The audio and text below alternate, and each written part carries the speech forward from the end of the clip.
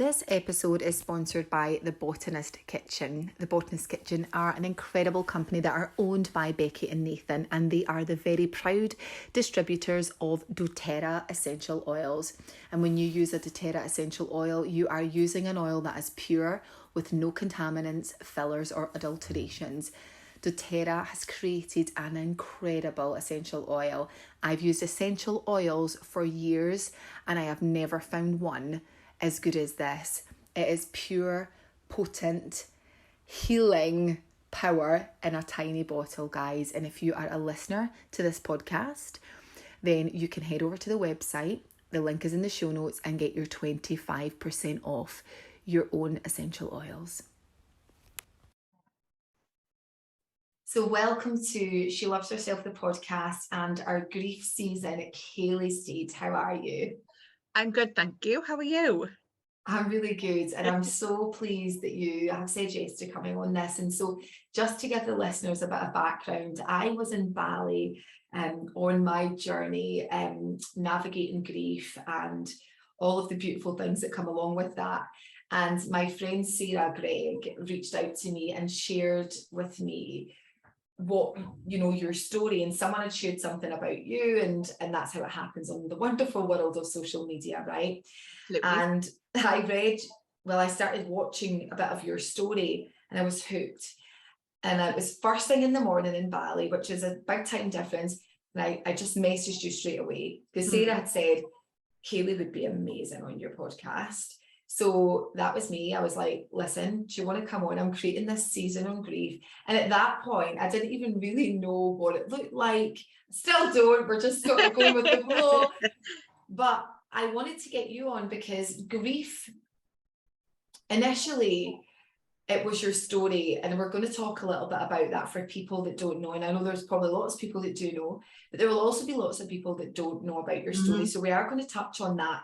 But intuitively, I'm feeling like there's even more that's going to come through as we talk about grief and the different layers to grief and different levels of grief, because sometimes when people think about grief, they automatically think about death. Okay. And whilst that is a huge part of grief, there's also grieving separation, grieving the loss of a relationship and identities and childhood and all of these different things. And I really don't know a lot about you apart from what I saw, which was what everyone shared and we're going to talk about now. But as I said, I feel like there's more going to come through, Kayleigh. And we both said, you know, this is just a very intuitive, authentic conversation. Nothing is staged or rehearsed, and we're just going to talk. Because I really feel that whatever you share today is going to really touch the hearts of so many people, and not only touch the hearts of them, support them for where they're at right now. Okay, so welcome. Hi, thank you. Honestly, thank you for having me. When I first read your message, at that point I didn't realize it was grief, if that makes sense. I didn't let myself accept the word grief in some sort of way, if that makes sense, because I was a bit like, I had that kind of mindset that grief is death. I was like, I haven't experienced that, so I felt a bit guilty calling it grief in a way, or even just announcing to myself that this is grief. But I'm at a place now where I understand grief isn't one kind of solid thing. It's a multitude of different aspects of life. So as you said, it's the loss of an identity, a loss of a job, a loss of a childhood. It's loss basically in many different forms. And I think that's been the biggest journey, that kind of self-acceptance that I've lost something and being able to allow myself to grieve in my own way. And what can happen sometimes when we understand grief and we say, actually, this is a level of grief, it opens doors for other parts that we maybe haven't grieved in our life. You know, like, oh God, so was that grief? Was that thing that happened to me as a child? Was that grief? Was that thing that happened to me as a teenager? Was that grief? And then sometimes we open Pandora's box and it's like, whoa, I'm grieving like so many years of things that I really didn't honor and I didn't give myself any grace for. I just moved on without really feeling what needed to be felt. And giving myself complete compassion and grace for things that I've been through. It's being compassionate. Like, that's the biggest thing for me. I'm a very compassionate person for people, for anybody, apart from myself. And I think that's the biggest thing for me, is learning to be compassionate for me and my journey. And there's not like a certain stage that I have to be at a certain time. They say, like, for example, like the 5 stages of grief doesn't have to happen in the 5 stages. It can be 2 years from now, I all of a sudden go back to stage 1 or whatever. And I think it's allowing myself to understand that. And I think the biggest thing that I've learned is don't compare myself to other people's stories. No, like, people when you were younger, I think it used to be a lot when I was younger, people used to go, oh, but there's people starving in places, there's a war going on, so you shouldn't allow yourself to feel cry over a stubbed toe, for example. And I'm like, I'm starting to learn now that, sounds silly to use an example, but stubbing my toe could be that worst feeling in that time, and I'm allowed to, like, I need to let myself cry, have 5 minutes about that stuff, because it may not be about stubbing my toe, it may be about something I experienced 2 months earlier. The unprocessed emotion, and the stubborn toe was the cherry on the cake that brought it to the surface. Oh my goodness, for sure. I love this, Kayleigh. I love it. I want to ask you, like, so for our listeners, because they're probably thinking, but what happened? What happened? Why did Joe reach out to you? What was this thing? What was the thing? So the catalyst for us connecting was your story around being getting married, due to get married.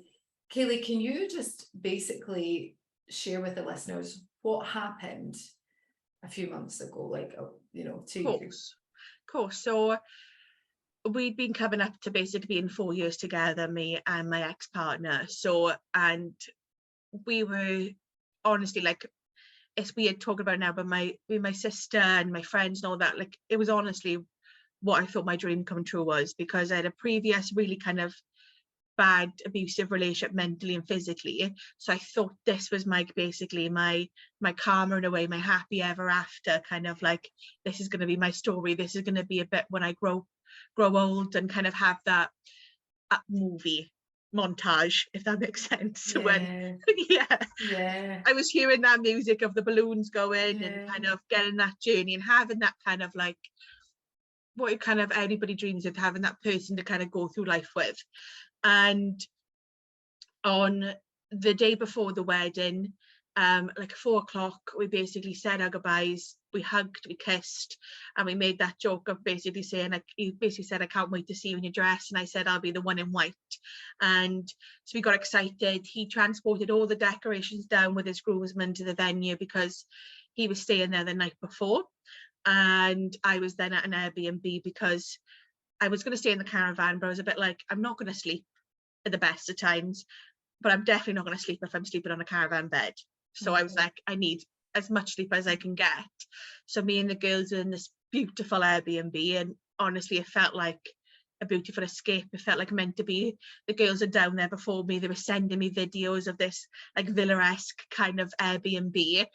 And so the night before, like, I had my kind of like bride headband on, and I was just telling the girls individually why I chose them to be my bridesmaids and what they brought into my life. And we just had an incredible night before, and it was just brilliant. It was tranquil. It was what I wanted from the night before my wedding. And then 7 o'clock, after getting up, I got a missed call from his mum. But prior to that, all the bridesmaids and my maid of honour, Geordie, were all in a room together. And I was like, oh, where is everybody? And I was like, oh, actually, where's my phone? And my best friend Hannah had hid my phone from me, because they had found out that Callum, nobody could find Callum, and nobody knew where he was. He'd gone in the middle of the night, and nobody knew what was going on. And the girls were kind of processing the information, but trying to kind of figure out, okay, how do we tell Kayleigh? So they were all kind of doing that, and then Hannah was kind of biding time, helping me look for my phone, even though she had it down her bra, bless her. And then I found my phone. Well, she found it, and then I saw they had missed calls, so I rang his mum back, obviously. And then at the same time I was ringing his mum, and his mum was telling me that he wasn't there. I had Geordie shouting at, because she was like, she didn't want anyone else to tell me apart from the girls, because they are basically my life. And so at that point I was a bit like, okay, he's gone. Is he okay? First of all, has anybody gone after him?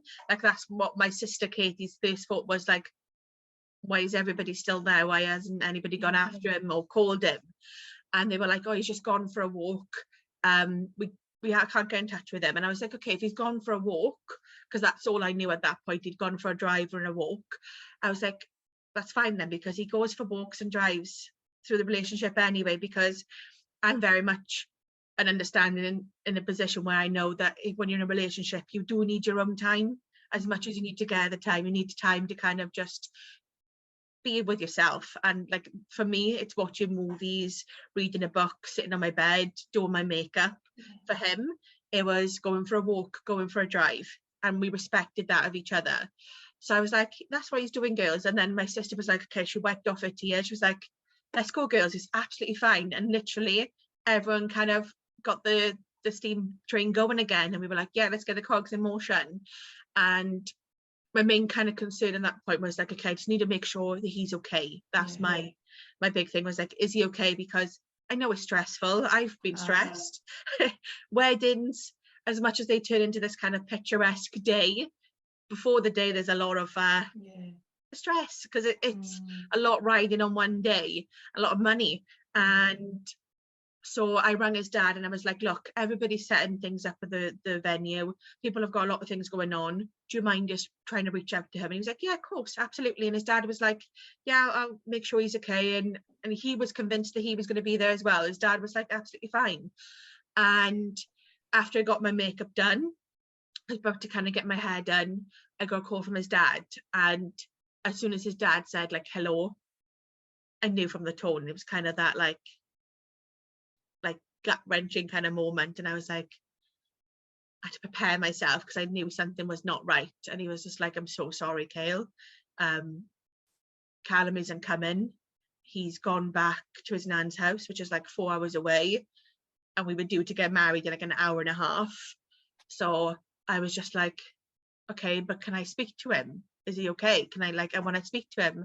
And he was like, he just doesn't want to speak to you now. He's not accepting calls. He's only calling out because he got rid of his old phone, his old SIM card, and got a new SIM card in between. And I was like, God, I wish somebody told me that, because if I knew that at 7 o'clock, I would have been like, something would have clicked at that point, because for me, that's not a quick reaction thinking to do on the spot. That's something like you conceive or you plan. Do you know what I mean? That's a purposely done action to make sure you get a certain result. So I was like, okay. And I could hear his sister in the background, who was like 6 years old, sobbing. And I was like, Jesus, if they've told his sister, then it's definitely not happening, because they wouldn't let a 6-year-old know that she's not going to be a flower girl and be able to kind of be there to enjoy the day. Then I'm not going to have my kind of I do moment.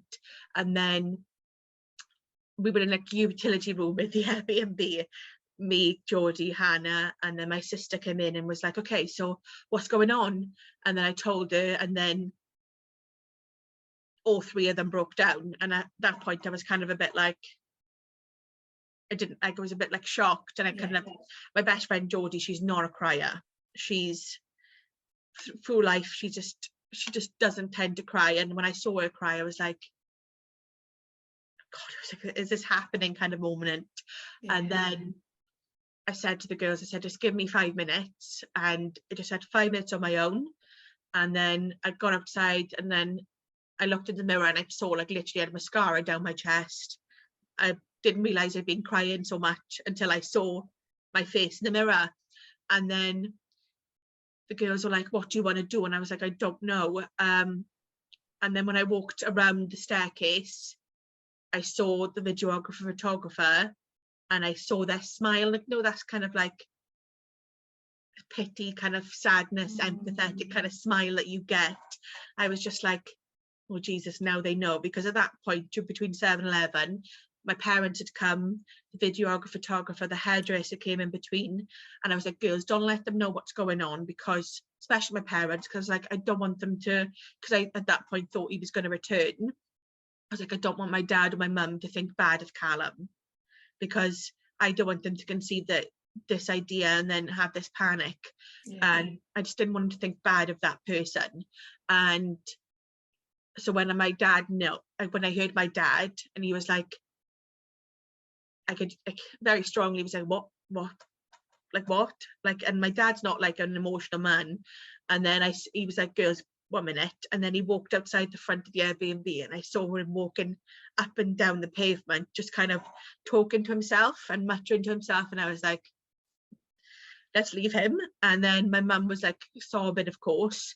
And then I was like, okay, girls, we need to get out of here anyway, so like, let me just get some makeup on, because I've got to go down to the venue, let them know. And bless, the videographer went, look, if you want, I'll go down in a minute, and I'll let them know. And I was like, thank you, brilliant.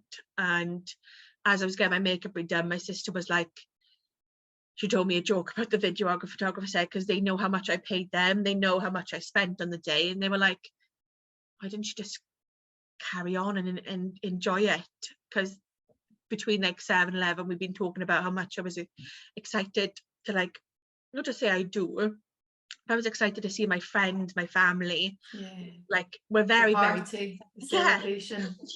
The natural bar, the drinks, the tequila. I was looking forward to having that kind of celebration that you only think about getting once in your life, whatever situation. And I was just like to my sister, I was like, I want people to enjoy. Like I know that my friend Vicky had come from Glasgow. She'd driven like 9 hours 2 days ago to come down to the wedding. My friend had come in from Southern Ireland, so it wasn't people driving half an hour. People it's driving. This whole responsibility, I guess, that you feel like you take on, right? For everyone, it's like, and as if it's not hard enough for you. You automatically, it sounds like you go to that space of, you take the burden on for everyone. I think it's because of being a young carer. As I said to you earlier, that my mum's disabled, so since the age of 5 I've been looking after my mum. Me and my sister have. So I think from that experience it's naturally instilled that kind of like wanting to help others, and kind of like, it's just my first thought is always kind of like, okay, others and then myself. And it just always has been. And that's a process that I'm working on, that it's okay to think of yourself first, and then others. And that's always going to be a process that I'm going to have to learn through life. Like even when I'm 80, I think it's going to be something I always need to think of, and that's okay. And my sister was like, well, they're not going to stay if you don't stay. And I was like, is it bad that I want to stay a little bit? And she was like, absolutely not.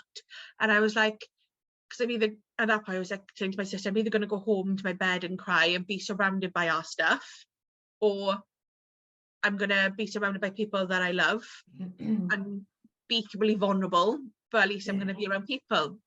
And she's like, absolutely. And I was like, okay, we're doing this. And she was like, okay, we're doing this. And then it was kind of like this kind of like echo that went on. Everyone, okay, we're doing this, okay. And I kind of just transcended and just went into this, like everyone was like, okay, let's get the balls in motion. And then in between getting to there in my venue, my brother had arrived, and my brother was a bit like, if we weren't doing this now, I'll be going down his neck.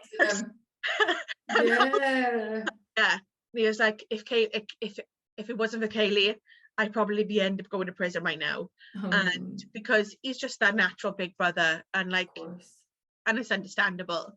And then his mum had called me, but Jodie answered, because I just didn't want to speak to anybody at that time. I couldn't even speak to my mum and my dad, just because of like the emotions. Yes, like the girls stopped crying at that point, and I didn't need anybody wailing in front of me, if that makes sense. For sure. And I could hear his mum on the phone, even though she was on speaker, I could hear her like shouting and sobbing. And Jodie was like, look, stop, calm down, what do you want? And she was like, can I come down to the Airbnb to see Kayleigh? And Jodie looked at me and I said, not at this moment, because I just didn't need anybody coming into my personal space with a different emotion that I wasn't ready for. And she was like, look, Kelly, unfortunately, like, not yet, because she's not ready to see anybody yet. She'll come to the venue and we'll go from there. And then that's what we did. Everything was packed up.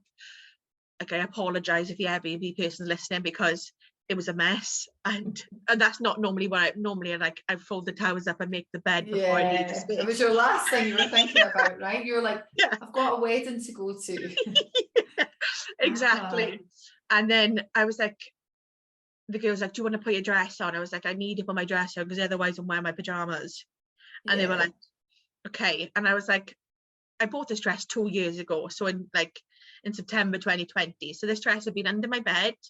I'd already paid to get it altered because I gained a little bit of weight between now and then. So like, the dress had gone with this huge transformation to fit me. And I was like, just put it on. And I think at this time, during when I was putting the dress on, I still had a little glimmer of hope that I was going to see him in a way. And then when I got to the venue after my brother picked me up, and my brother just put on some music, and we were just kind of like singing just to kind of distract ourselves. And then when I got there, I saw the registrar standing outside. I was like, okay, he's definitely not here right now. And my sister and Jodie were like, okay, what do you want to do? And I was like, I can't go into the ceremony room because it's just too much to see, like, the place that I was meant to kind of like have this happily forever moment. And the girl's like, okay. And then, bless the girls, it probably was really, really hard for them to go in and tell people because it's my friends and they obviously know my family, but they didn't know closely my work friends, for example. So they're going to tell some strangers and some close relatives that it's just not going on. And I made sure the girls said, look, if you want to stay, please stay. Kayleigh wants to carry on. If you obviously want to go home, it's completely understandable, because nobody was expected to stay. And then I said to the girls, give me 5 minutes and then I'll come out. And everybody came out into the court, like the kind of courtyard kind of garden area. And I heard everybody speaking, and I was in the reception. And then my brother Matthew, because I've got 4 brothers, so and 4 sisters. We're quite a big family. Wow. Yeah. And my brother Matthew came out, and he just literally sobbed, and he was like, Kayleigh, I'm so sorry. And I was like, it's fine. It's like, it's fine. Like, it's okay. We can get through this. And he was just like, I don't know if I can swear, but he was like, what a bastard. He was like, absolute bastard, because my brother and Callum had got a bit closer because we've been going to barbecues during the summer, and like, so they kind of got that built a bit of a relationship. And he was just like, my brother didn't know what to do with himself. And then I walked around then with my brother and my sister behind me, and then I just saw faces, and I saw the same smile that I saw in the Airbnb from the videographer photographer look back at me, that kind of like half sad sympathy, yeah, kind of smile that you get. And I was just like, whew, that minute I was like, okay, this is happening. And everybody just kind of like one by one just came up and hugged me. And during this point, so me and Callum have a dog that we shared, a Nelly, and she was meant to go to a kennel the night before, just because of she's not very good on her own.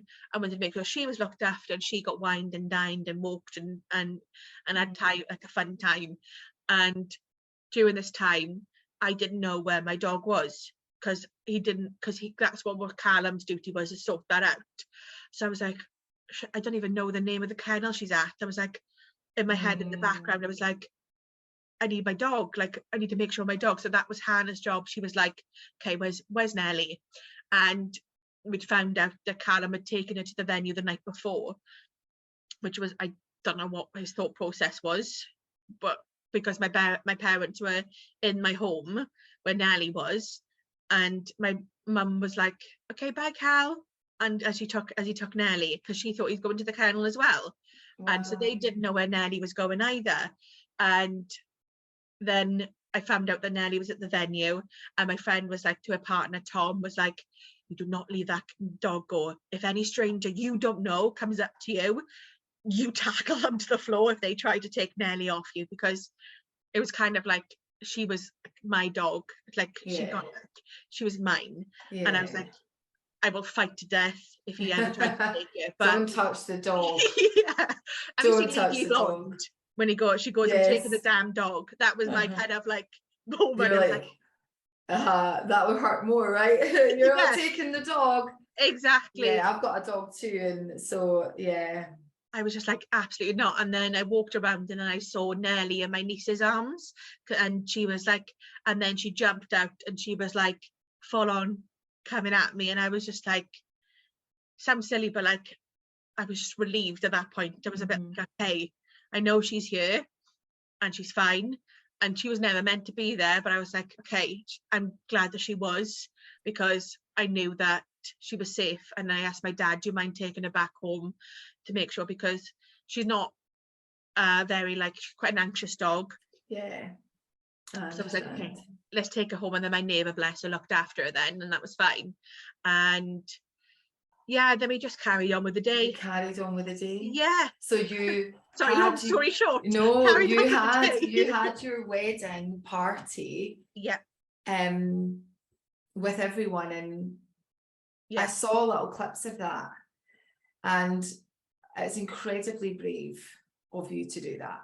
Like, to really, really step into that space of vulnerability like you did, and be surrounded by people. But I could sense when I saw that clip online, the love that was being poured into you from those people in that room. Never felt like anything like that before. Yeah, and sometimes in our darkest moments, Kayleigh, that is when we really feel it's like you can be happy and sad simultaneously. Yeah. Right? Because the most difficult thing probably that you faced, actually there was so much love being poured into you at the same time as grieving. I want to ask you, like, how do you feel about Callum now? So I think naturally after a relationship, you find out some bits and bobs that kind of just put the pieces together, and that kind of like the person that you were in a relationship with turns into this completely different person. It's from the outside looking in is a lot easier than from the inside looking out. And I basically found out that I don't know if I can really disclose it because I'm in the middle of a case at the minute. So so basically he'd done some things. Yeah, that I never thought he would ever do in a million, because it happened to him before through his family. So I was like completely shocked. And I was like, at that point, I literally just went, thank you, in a silly way. I was just like, and it sounds silly, but I was just like, I'm glad that I didn't find this out as a married couple, and would have probably led to a divorce, because there's it was a betrayal of trust, of my trust. And it saved me kind of like having to go through that in a way. That's the thing, isn't it? It's like in the darkest moments we have the most growth, or we have an opportunity to have the most growth. Yeah. And it's really sounds like, and from you, that there's a real sense of pain, but there's also that it's that mixed emotion, right? It's like sadness, grief, pain, but also gratitude. And you know, that gratitude for really being able to see that, and actually, and also to receive that love from all of those people in that space. And to me, it seems like you did it with complete dignity, and your kindness, your energy is beautiful. The second you came on, I felt it from you. How long ago did this happen? So September the 16th was the wedding day. Not long at all. No. So this is still so new for you, right? Still so new for you. And you know, it's this process of grief, right? Of the grieving process. And has it brought up anything else for you in terms of, and almost learning more about yourself? Yeah, definitely, because of, it sounds silly, but my friend Lynn, she treated me to a night away. So he was like, okay, let's have a bit of retail therapy, let's go shopping. And while I was shopping, it sounds silly, but I literally went, oh, this looks nice for Callum. And I was like, okay, are you not with him anymore in my head? And I was like, God, I always do that all the time. Whenever I go shopping, because basically we're financially relying on my basic money for the majority of the relationship. But my first thought when I was going shopping, I realised in that moment that I was always buying for him first, then myself, if that makes sense. And I was like, because I remember when we went to like MacArthur Glen in Swindon, I was like, okay, let me go around all the shops first, see what I can get for Callum, and then I'll look for myself. Wow. And then I realised that at that moment, and I was like, Jesus, have I done that in every relationship? And I was like, And have you? You I have. have. Yeah. I have. And I was Yeah. like, shit. And my Lynn went, yeah, that's what you do. And I was like, what? I was like, what the hell? And I was like, Jesus. And I was like, it just kind of dawned on me in that moment that I've done that throughout my whole life. I've gone, oh, this is nice for somebody else. Okay, let me save my money for that first, and then I'll look for myself. This is naturally something that I've done. And I literally just went, do you know what? Fuck that. I'm gonna spend what I want to spend on myself. And that's what I did. And it was just like, at that moment.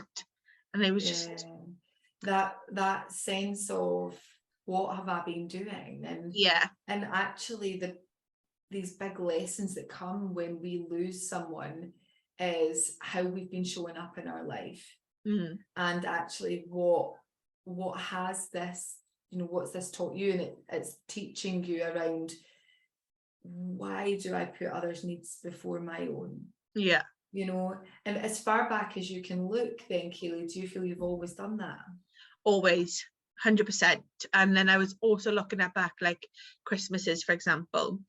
All of a sudden then I was like, okay, let's make sure I get Callum's family's Christmas presents first before my own, for my family's.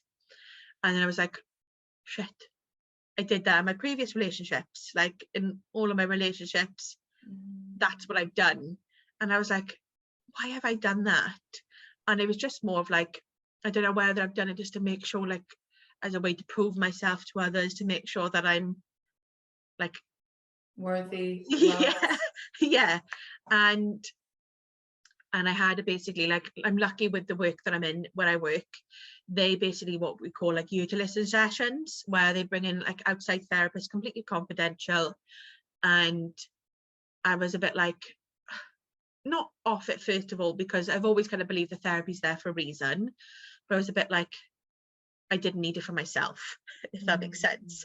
I was like, therapy's good for you, like I'll tell my niece, I'll tell my sisters and everything like that, therapy's a good thing, it's good for people to do, because I'd done it previously after my last relationship, the one that was kind of like abusive, and everything. So I was like, I don't need it again, because this wasn't an abusive relationship, so I don't need to go to therapy. It's a different level though, right? It's just, it was showing up with a different mask. Yeah, it was. And I think it was learning that when she was talking to me about it and going through me, I was a bit like, okay, it's a different type of kind of controlling, because as bad as it sounds, he let me do that in a way. Like he knew, because we've been together 4 years, and he saw what I was doing, if that makes sense. He saw that I was prioritizing his family, his stuff before my own. And like, say for example, like we were both going on a night out at the same time, but separately, I would kind of turn down my night out to make sure he could get driven home safely. Wow. Sorry, that's Nelly going mad now.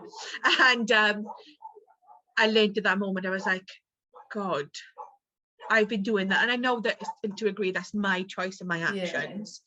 But at the same time, I was a bit like, he's seen me do that at the same time constantly.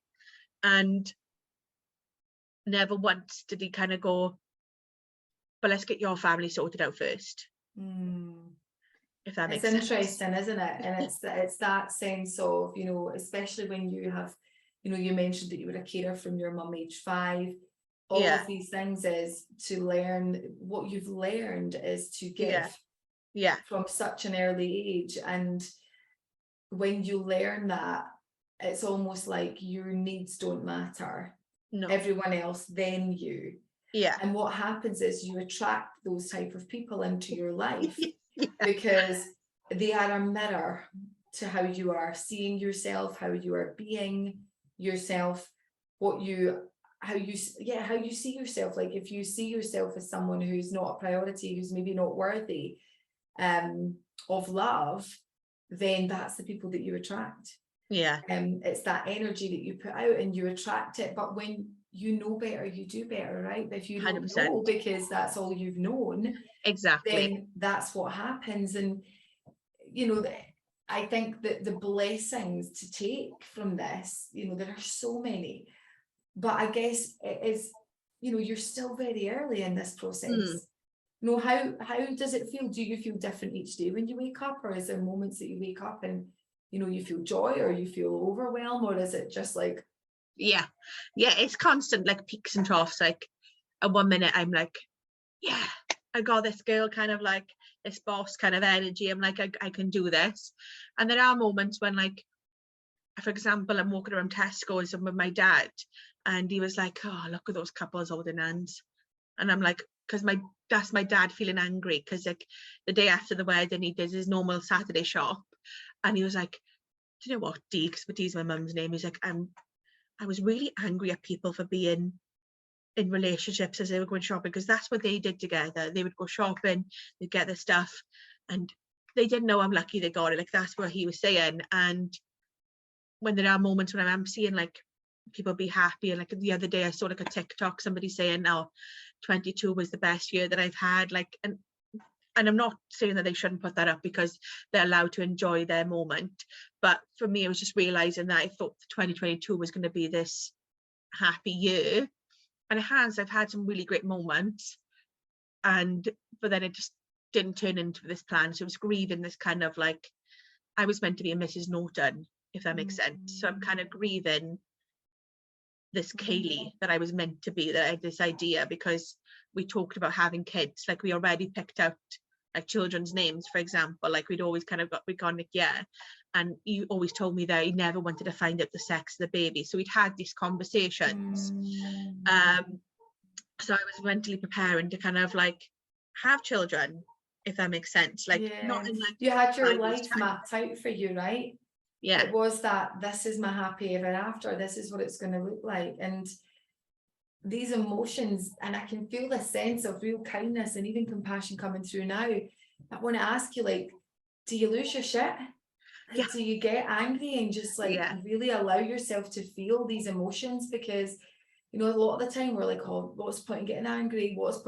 There's a huge point to getting angry. There's a huge point to expressing your emotions and feeling everything that you need to feel, because what it does is it's really opening up, almost like I said, Pandora's box for you to uncover and unpick, like, what can I do and how can I work on me to ensure that that doesn't happen again?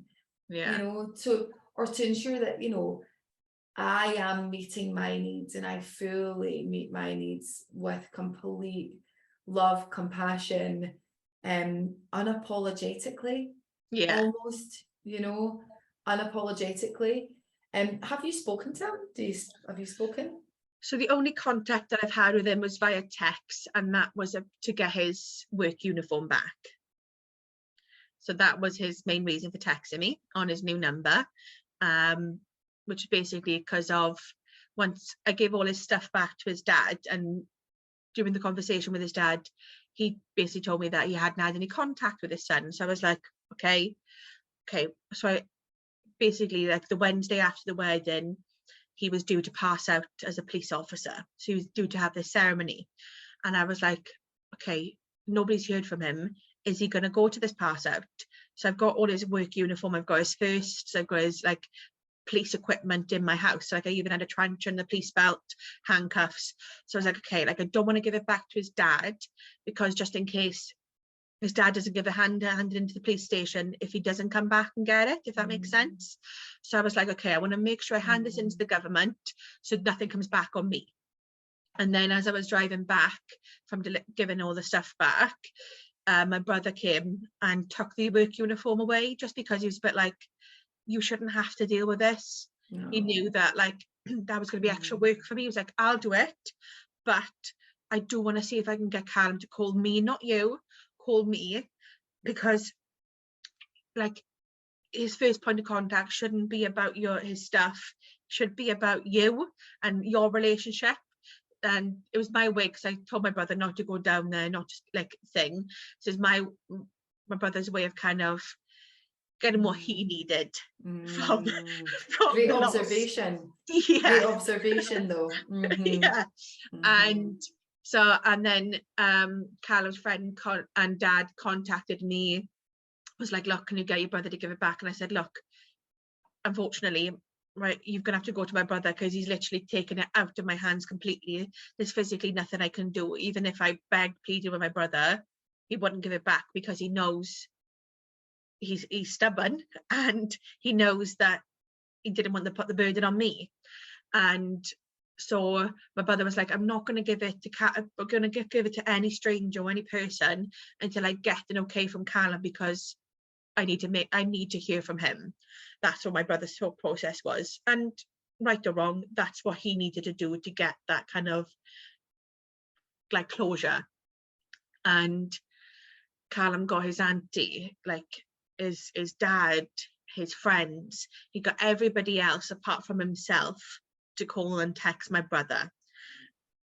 And then finally, like, and I during this time I was like, Jesus, like, who is this person? Because during the relationship, Callum was like I didn't see him as this type of person, like as a coward, for example. Like, I was like, why isn't he? I was going to ask you that. Was there, when you reflect back, was there any things that you feel you missed? Like, personally at the minute, I don't feel so yet. Like, I don't, like, it's more to do with like, because throughout the whole relationship, I was teaching him to open up, because I've always been kind of like a person that don't let little things add up, like otherwise they're going to turn into this big blow up, because I've learned from that. And he was very much a type of person to hold on to like anger or like resent, basically. So he was quite resentful of his relationship with his mum and prior experience. So I was always trying to teach him to kind of like, you need to either, there's two options. You either tell her how you're feeling, or you forgive her, because otherwise he's going to eat at you. And that's what we were learning through the relationship. So, and I saw big improvements, and I saw it, like, it kind of go from there. And basically on his stag do, I'd found out that, so my best friend's partner he's not a small lad, he's curvy, he's a bigger figure, but he's beautiful, like he's a really lovely human being. And my sister's partner, my best friend's partner, told me that basically Callum was saying this inside joke, calling him Fat Tom, because there were two Toms. And I was like, what? And he was like, yeah, there was an inside joke that was going around about calling him Fat Tom. And I was like, absolutely not. I was like, why is he doing this? Like, that's not who I... And that shocked you? Yeah, completely shocked me, because that's not the type of person that I thought he was, or who I am, or the energy that I like to have around me. I don't, like, for example, my best friend Hannah, we call her Oxanne, because of she's got an energy like a bull. Like, she basically, like, if somebody is down or somebody's picking on somebody, she comes in there basically like a tornado, like an ox, and she comes in to defend people. So we call Hannah the Oxana or things like that, but we say that to her face, and it was not anything to do with it, how she looks, or it's to do with her energy. And I'm always that type of person.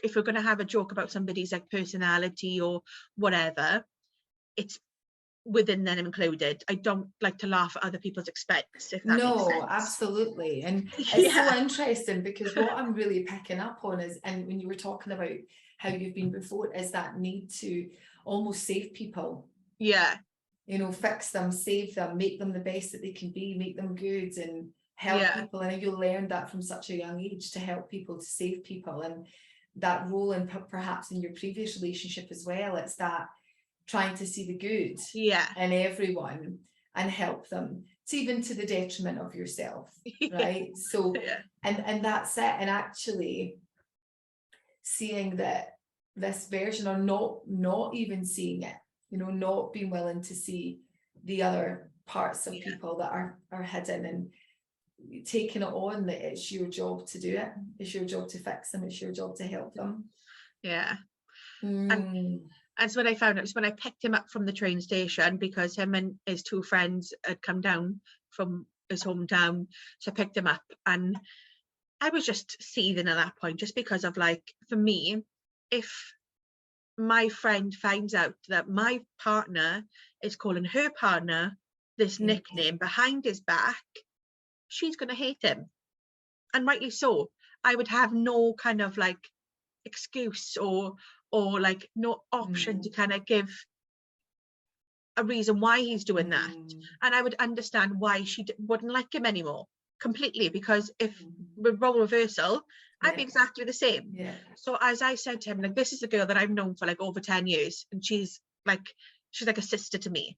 So I was like, if you don't understand that your actions are going to have an action on my friendship, like, and rightly so, because she's going to defend her partner. So that's what I was trying to tell him, and I probably was shouting at him, and because of a lot of anger. But I was just like, even to the boys at the back, I said, you're adults now, guys. You shouldn't be laughing at other people's expense. You know what's right, you know what's wrong. Like, yes, there's two Toms. I got two brothers called Craig, but I don't call one Craig one way, and I call him Mum's Craig, Dad's Craig. Do you mean I don't bring their looks or personality into that situation? And I was just trying to tell him that, like, your actions are going to affect my friendship, and there'd be no way that I could resolve it, because it'd be a matter of time that would resolve it. And even if it took 10, 11 years, I couldn't have a grudge against her, because of she's right in not feeling that way. So we had that kind of like disagreement, because he was like, well, everybody was doing it, and I was like, regardless of what anybody's doing, I don't care if other people are doing what. You're a reflection of like me, like we're a partner, like we're Callum and Kayleigh. So that's what I care about.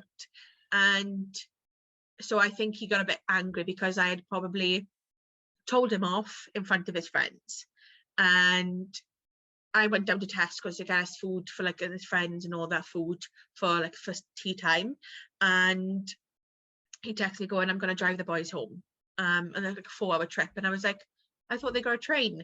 And he was like, no, they're not going to get the train now, I'm just going to drive them home. And I was like, okay. I was like, do you want me to come with you? I'll come with you. And he was basically like, no. And I was like, okay. And then I got kind of hurt, because the fact that like I hadn't seen him for like all week, because he'd been working. I worked late, he worked late, and obviously the stag do, like, so there'd been a bit of like tension. So it was a bit like, I'm the type of person that likes to resolve rather than let it kind of build. And then he texted me basically saying, like, because I've been the bread kind of winner, he would basically, when he was out of a job, he would make me my tea and would make me like my lunch for work, for example, just because of I'd be working till like sometimes 10 o'clock in the evening or 8 o'clock. So he would do that for me, and I was always grateful for it.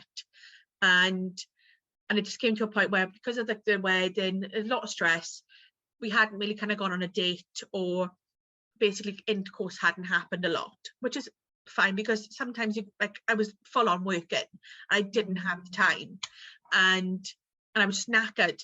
And he texted me basically saying something like along the lines with like, I feel like you're really distant with me lately, like you don't want, like we don't want to have sex, or I don't feel like you love me at the minute, basically within that, because I hadn't had sex with him.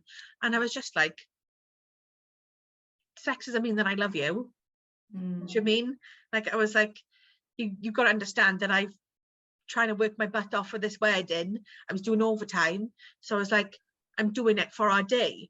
And that's what, and the fact that like that kind of disagreement, and when I look back on it, I'm a bit like, was that the catalyst for him? Like, was that kind of his moment of going, maybe this is not what I want? And if that is, fair enough, absolutely. Like, I don't disown his decision for not having a relationship with me, because people break up absolutely fine.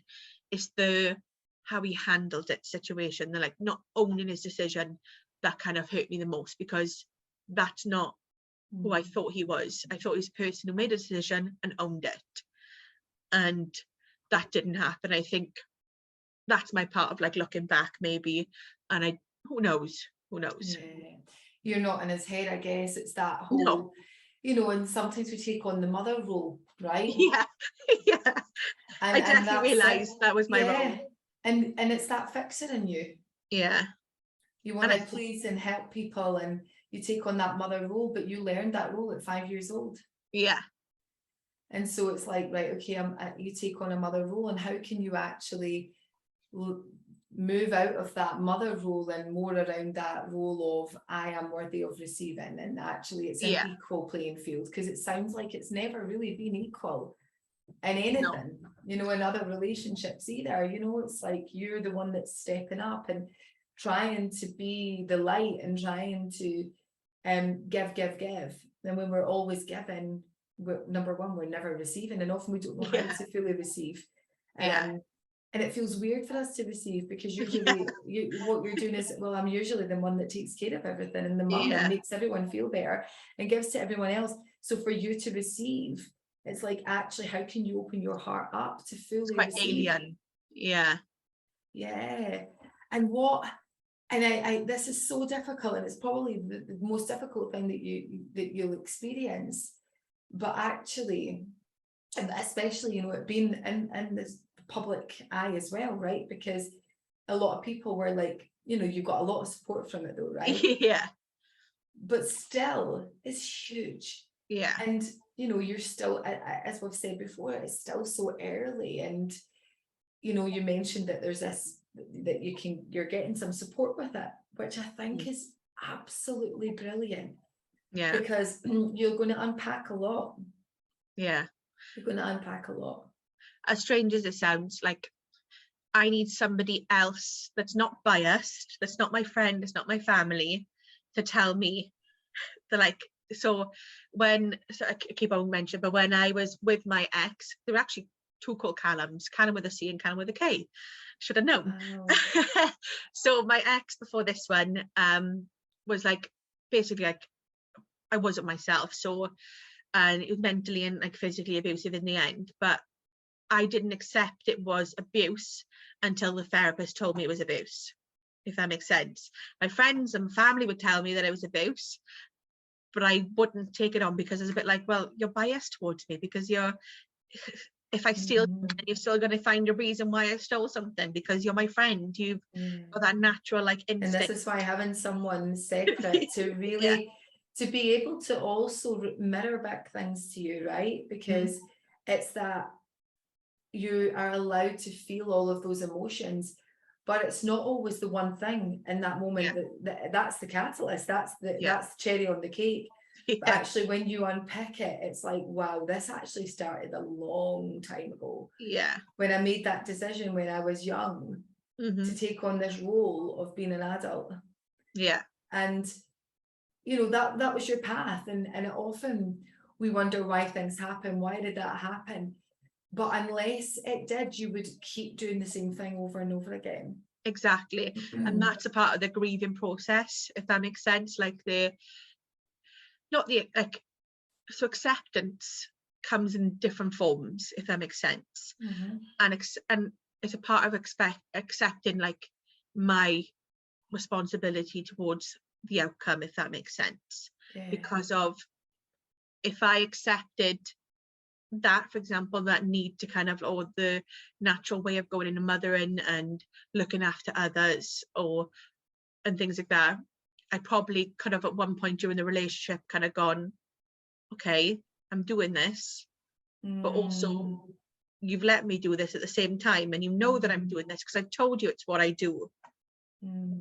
So it's kind of realizing maybe that could have stopped the certain events, but at the end of the day, certain events lead to a certain outcome, which is, of course they do. And actually, and you maybe don't feel it right now, but hopefully you feel that there's a little glimmer of light there in terms of what you're going to go on and do next year, you know. And it's not even about thinking, right, 2023, I need to make plans.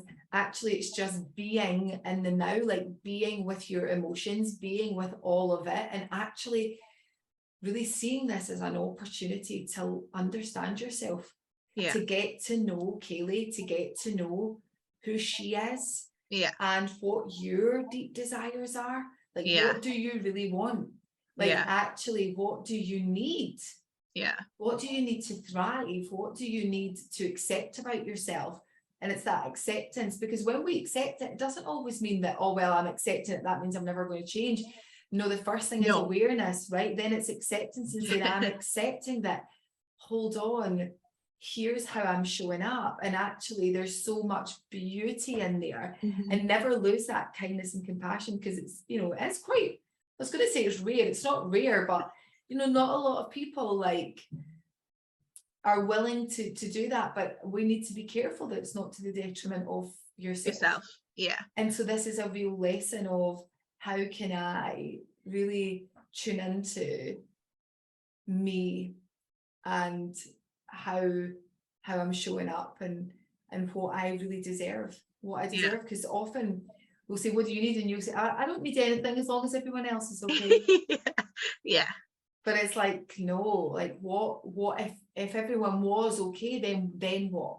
If everyone was okay, it was never your job to do that for anyone, then what? Like, what would you ask for? What would you really desire? And I think it's really beautiful that you are exploring that right now. I don't have all the answers. I don't think you're ever going to have all the answers, because God, then there'd be no kind of sad times or bad times. But so I think it's just kind of learning and kind of, like, as you said, it's living in what I feel now, what I understand now, and accepting as the days come on, and accepting that it can change, and that's absolutely fine. Because, you know, are you closed off to love completely? So no, I don't know, like, I feel like at the minute I need to start looking after myself again. I think that's the big thing for me, is finding that, like, I'm not closed off to it, because, like, there are good things that come with having somebody to spend thing with. And but at the same time, like, I'm learning to do things for myself again. Like, for example, like New York. So I was off on work on sick during that time, and I was a bit like, because of, like, literally I was either at the point of, like, either laughing, crying, or wanting to punch somebody. And I was like, that's not a healthy place to be in a work environment. And because I'd worked my butt off to get where I was. So I needed a bit of time, and they honestly were very respectful of that, and I couldn't thank them enough. But my friend was like, I'm going to New York, do you want to come? And I was like, I can't go to New York because I'm off on sick. And she was like, but it's for your mental health. At the same time, they'll understand.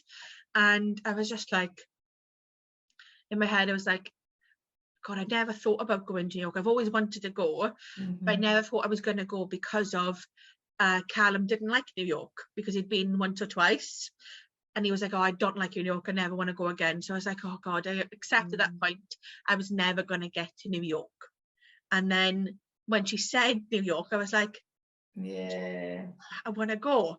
And I went, and on the last day, she needed to go to Macy's and Target and grab a few bits, but I wanted just to go to Times Square again, see Times Square. I wanted to show my friend's daughter the Disney castle in the Disney shop. And I was like, oh God, I might not do that now, because I don't want to go on my own. And she was like, you know where you're going, just you do this and I'll do that. And I was like, okay. And she left the hotel room, and I was like, God, I don't want to get up to this room. And then I was just like, okay, I've got to do it, got to go. And then honestly, I walked up a few of the streets, and I knew where I was going. And then as soon as I saw Times Square, I was a bit like, God, I could do this. I did this. I'm so brave. Yes. And I was like, I'm proud of myself in a strange way. Such growth, I was Kayleigh, proud. right? But why? Of course you're proud. Yeah. You're in New York. gone through what you've went through, and you're there standing and your Yeah. power, like, I Yeah. can do this. Yeah. Like, you can do hard things. We can do hard things, and we can Yeah. survive hard things. Exactly. Right? And it sounds really silly, but like, to myself, I was a bit like, oh God, it's only little, because I knew exactly, it was literally a 5-10 minute walk.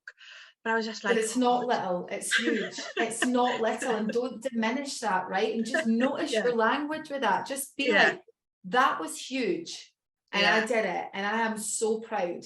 Because when you start using that language around, like, I am proud, and even just getting up and putting your freaking clothes on after what's happened, like, bringing gratitude for yourself, when you start showing up for yourself in that way, Kayleigh, that's what that's what you project to the world. Yeah.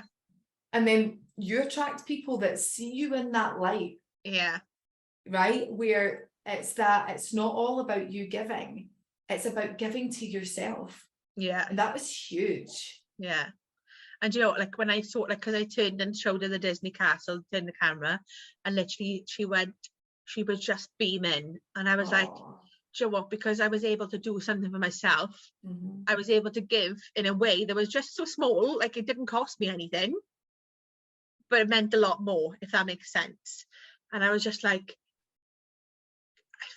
it taught me that, like, I can do stuff for myself as a form of giving back to people, if that makes sense, in any shape or form. And I've just I feel this, you've said this, there's a theme here around giving. And I think that's amazing, being in service and giving, and I love that. I definitely am such an advocate of it.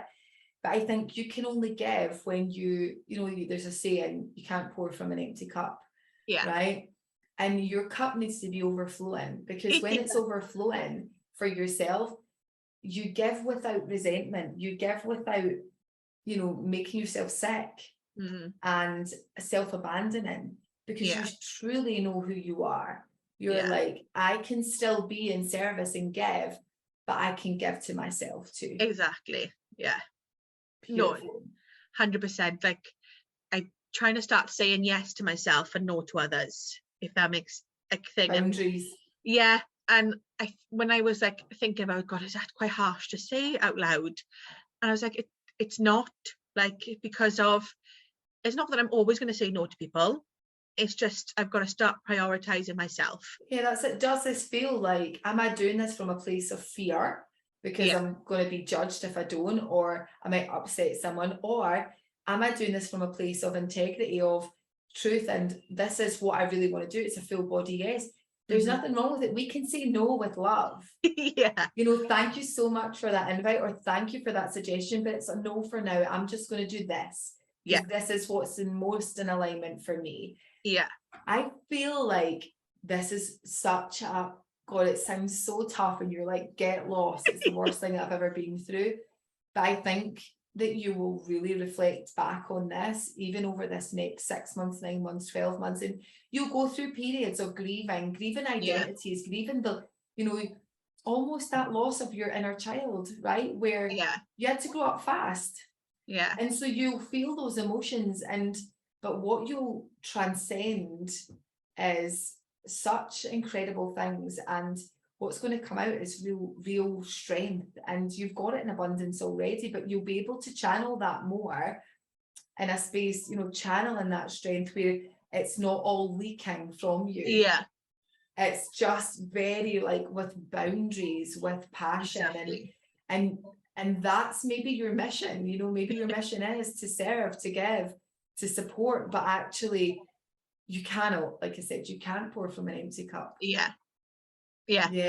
No, you're honestly completely right. And like, no, it is completely right. And I'm like learning about myself in different ways, and like, because after what happened, like, and like talking about like my part, for example, like with my mum and things, like I started realizing that I took a lot of my like anger out to my mum quite a lot lately, and like during the relationship with her with Callum, just because of, I don't know, it was just in a way kind of going like, just feeling a bit of like, not resentful, but a bit like, and that's okay. That's okay. And I realized then I had that kind of conversation with my mum, and I was a bit like, like, sorry, it's not a you thing, it's a me thing.